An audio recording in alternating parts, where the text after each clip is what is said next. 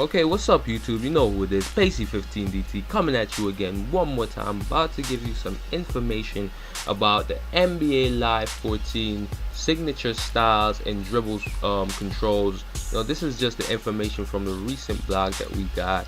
It will touch on both the offensive aspect and the defensive aspects of the ball where it concerns dribbling. So as y'all can see in this first picture right here, we have our basic dribble move controls.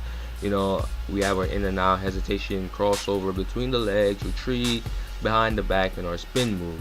And the rhythm of the dribble, basically what it is that you can go between levels. You can easily chain the dribble moves between levels. So level 1 will be just like basic crossovers, basic spins and stuff. Level 2 will be a little bit more elaborate, and level 3 will be like really elaborate. And it depending on the ball handle that you have, the moves will be a lot more effective and a lot more flashy and more stylish.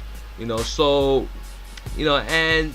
what you have to keep in mind is that dribbling in NBA Live is actually rhythm based, so it's not a situation where you can actually spam the right stick. A lot of people will probably think that they can just spam the right stick and just perform the best dribble moves, best crossovers. Like, you can't do that in this game. It's very much rhythm based, and also, as you saw in that picture right there, you can actually in order to do the signature dribble moves, you have to actually hold the left bumper and hold the right stick in which direction you want to go in. So you perform the signature dribble move in any direction, just by holding the right stick in whatever direction you want to hold it while holding the left bumper. So that's pretty cool right there.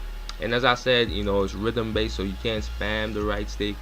And you also have to pay attention to speed and direction, and momentum of like crossovers and hesitations and stuff, because like that will actually significantly affect the timing. So some dribblers are way more explosive than others. For example, Kyrie Irving is like really explosive with his dribble moves, so that actually affects the timing of the rhythm of the crossover. So you have to make sure that you are actually timing the rhythm of your right stick movement. You have to make sure that you're timing it properly so that you can get the most effective and most explosive crossovers from Kyrie Irving. While with a guy like, say, Carmelo, his style is more methodical. He's not that explosive off the dribble. He's more of a guy that will set you up for that jump shot, that pull-up jump shot. Carmelo is deadly with that pull-up jump shot, so his dribble moves are going to be more focused on just like hesitations and basic crossovers and stuff. So but you have to understand your player in order to use them effectively. And then we're gonna touch on the defensive side of the ball now, because a lot of times when you add new features where it concerns dribbling and offense, a lot of times developers forget about the defense, but this is not the case with NBA Live. The defense is actually fully featured, and I'm gonna talk a little bit about that. So basically, one of the biggest things this year with the defense is that you can actually use the right stick to basically shift your defender's position, to perform like steals, to kind of block off your defender, and also to kind of block out the offensive player, force him away from the basket. Also, you can use the right stick to perform steals, contest shots, stuff like that. So that's actually really nice. And then the coaching option is also a big feature of it. So depending, it's dynamic, so depending on who you're guarding, you might want to have your defense set up a certain way, to guard pick and rolls more effectively. Like, let's say you have a team that uses a lot of pick and rolls, or you have a point guard that runs the pick and roll really effectively. You might want to tighten up on your pick and roll defense. You might want to go over hard edge on ball screens and stuff, so that you can actually pressure the point guard to kind of give the ball up, so he's not as effective in the pick and roll.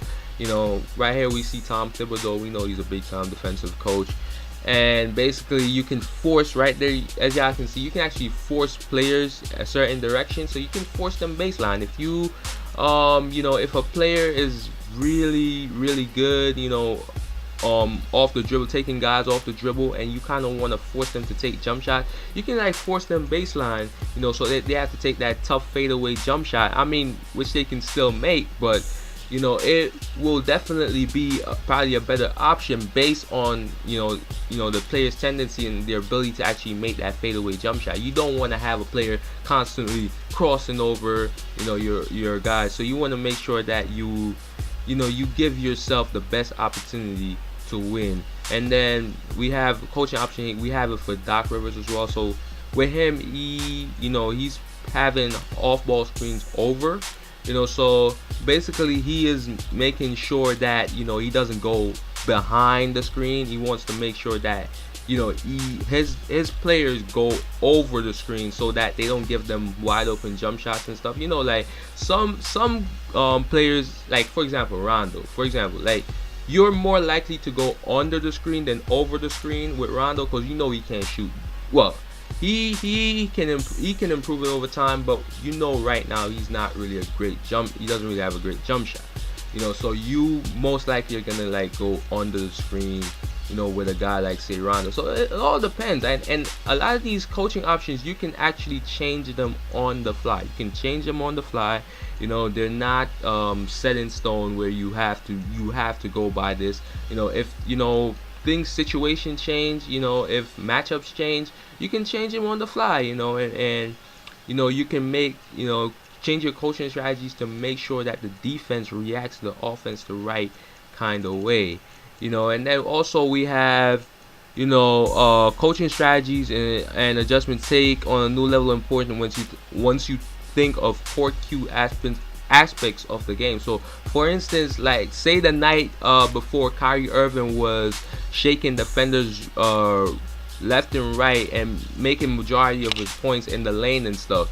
I mean, like you could like force Kyrie Irving baseline so he has to shoot jump shots and stuff, so because you don't want him to go in the lane and create havoc and stuff. So you force him baseline and he can shoot a lot of jump shots, and that will make it easier for your defense to guard him.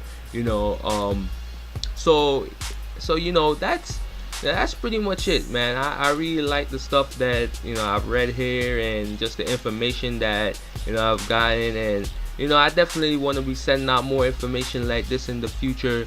But take care. Peggy 15 will be sending out a lot more information. Cannot wait for the game to come out. November 15th cannot come soon enough. But anyways, take care. Have a great day. Pacey 15. Peace.